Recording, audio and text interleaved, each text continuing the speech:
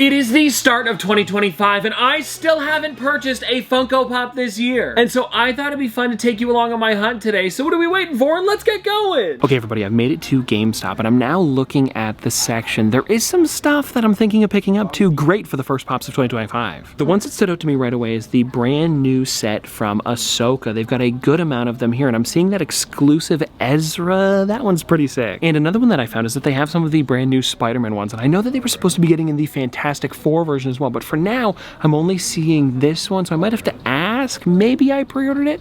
I don't know. I'll find out. I pre-ordered so many of these guys because here's the thing, if it said Spider-Man I probably just said yeah sure, I'll take it. I also noticed that just above the Spider-Man ones they have a couple of the Futurama figures, which I already have in the collection, but it's cool to see, and I checked that Bender is just a regular one, not the Chase. And now looking around a little bit more, I'm seeing some new Pokemon mascots, a bunch from Dragon Ball, but I think that's probably about it for the new stuff. I'm not seeing much else. Oh, well, you know what? They do have that sleeping Pochita, and there's probably more around, so I'll let you know if I see anything cool. Wait, I just saw one more figure that I want to show you guys. It is Moana and Little Sis. I need to get this one because I'm not done the set yet. I gotta say, it looks pretty cool, and that buddy inside, because of course Little Sis is a buddy, is pretty large. It's almost like a perfect size for her.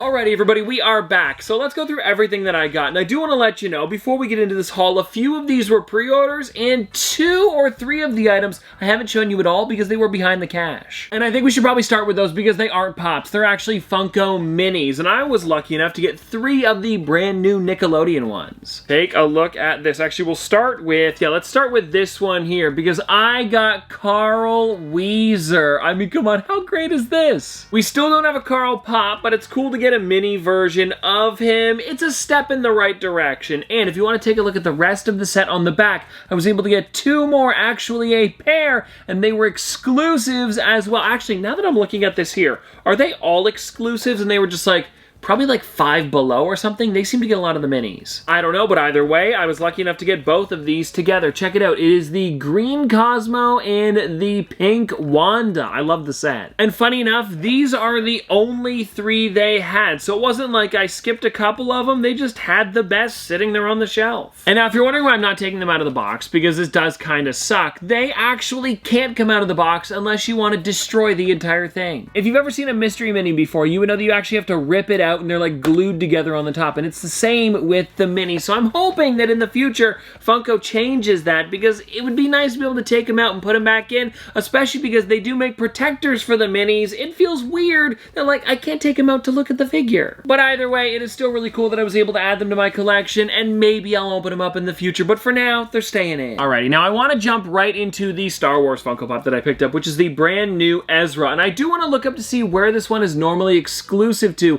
I think maybe the Funko Shop? That sounds right to me. It was Target. Okay, so you know what it is? It threw me off because they have it available on Funko.com right now for $15, and I guess they do ship to Canada, but it's just easier to pick it up in person. I can pick up the exact box that I want, and I don't have to worry about shipping. And if you're wondering, oh, it's only $20. I thought it was gonna be $25, so yeah, no, not bad at all. Also, a little tip, Funko.com has it in USD, so even if you're on the Canadian site, they don't convert it. I don't know why that is, they probably should, but for now, they just haven't. And anyways, let's take this guy out of the box because I wanna see his suit a little bit closer up. Yeah, that's what I was looking for, some detail on the backside, and it definitely has it. Can you guys see it down there? It's just too cool. I am a big fan of this new Ezra. I don't know, there's just something about it. And I know there is the regular version as well, but I figured let's go for the exclusive because I don't know, it's a little more unique. Also, I've got to say the updated version of his head looks really good too. The hair as well as the beard. I don't know, there's just something about it. It's really well done. Alrighty, now let me see if I can reach over because it's way on the far side of the table here, but I was able to grab, like you guys saw earlier, Moana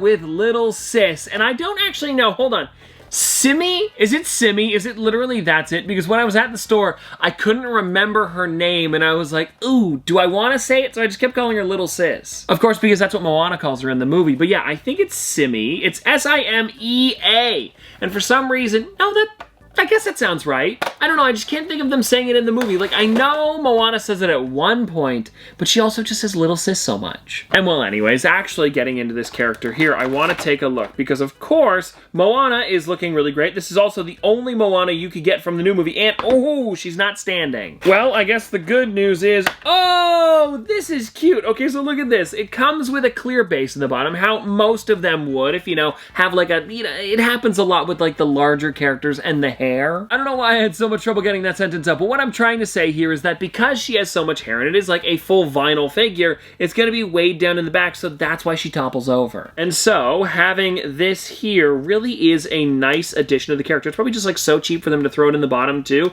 and then it will never fall over. If I could get it on, oh, it's backwards. I had it backwards. Sorry about that. But anyways, everybody, there we go. She stands perfectly. And then for Simmy here, check this out. You can see she is a pretty good size too. It's proportionate to Moana, but then also below Moana's base, there was a tiny one for her. Look at that. Alrighty, let me see if I can get that on there. And I'm also really enjoying how these bases actually have two spots instead of one, because sometimes they only put the one that it's hard to like tell where it goes, but these are perfect. Yeah, that's great. And I know for a while now, people have been saying Funko have done too many characters per movie, especially doing like 3 or 4 versions of going back to like the Ahsoka ones. Like Ahsoka, she probably has like about 7 or 8 different versions of her, and I think 2 or 3 just for her new show. I mean, it's literally named after her, so it makes sense, but like with Moana here, I think this was a perfect way to do it. Put the two of them together, we have a Maui, and then we also have the other girl, I can never think of her name. I thought the figure was behind me here. I guess not. You know who I'm talking about, though. The Bat Lady. Anyways,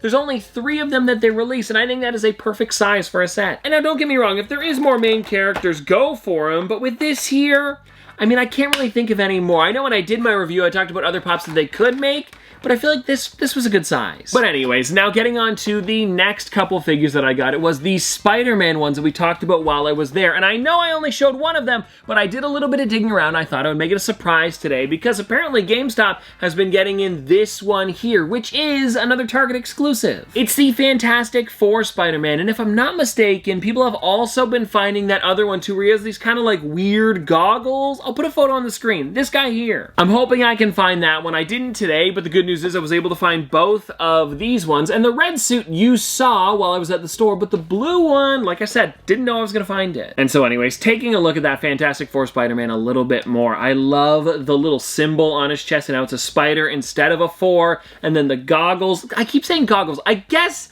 his mask technically has goggles. I should just be calling them eyes, though. I feel like it's a little bit better. Anyways, the eyes that he has on the front there looks really great. I also like the web going around the back and the way that he's jumping. I think the jumping Spider-Man has really like elevated the way that that figure looks. Because for the longest time, he was just Spider-Man standing there. He would have like his hands to the side like this, and that was about it. You get like the little bit of a web shooting. But to have him in the air looking like he's swinging, it's perfect. And now, getting into this other one here, I don't know if there's like a specific thing that goes with this Spider-Man, or if it's literally just the fact that he has like the webs coming out of his wrist. So I guess it can't be Tom Holland, that's for sure. Let me see on the inside here. It just literally says Marvel Spider-Man, Spider-Man. So yeah, it's just from Spider-Man, and it is Spider-Man. And again, this is one of those figures where he is jumping, he's in the air. Yeah, I really like it. I actually have a super large collection of Spider-Man pops, and I did a video on them a while back. It would have been when Spider-Man Across the Spider-Verse came out. I showed off every single one of the ones that I had, and it's way more than I thought once I took them all off the shelf. And so maybe once the next one comes out, I'll have to do another. Because I've probably picked up, what, maybe, oh, I want to say at least 10 or 15 since that video was made. All right, now that's not all, everybody. I still have one more figure that I picked up, and this one was the pre-order I was talking about earlier. It is Icing Death from Dungeons & Dragons. I didn't see it on the shelf, but apparently I had one in my drawer. They have a little pre-order drawer behind the counter. Anyways, that's where it was, and that's why I couldn't show you while we were in there. But anyways, we can talk about it now, so let's crack it open. Oh, actually, you know what? Before we do, on the back side here, there's also the Lady of Pain, and I didn't see that one while I was there, but then again, I could have missed missed it,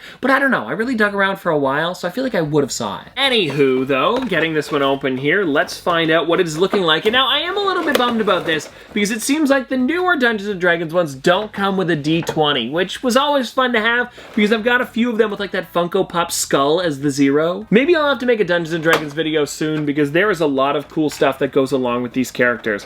And wow, like here's the thing, I am not like super into Dungeons & Dragons. I've of course seen some of Critical Role and stuff like that, but I've never played myself. I just really enjoy a lot of the Funko Pops that they release, and like the dice are always fun too. And if you guys want to take a look, there's the front, but then on the back side here, look at the way they did the ice going up the back. That's crazy. I also really enjoy how pearlescent this looks and how the paint is kind of a bit shiny. I don't know.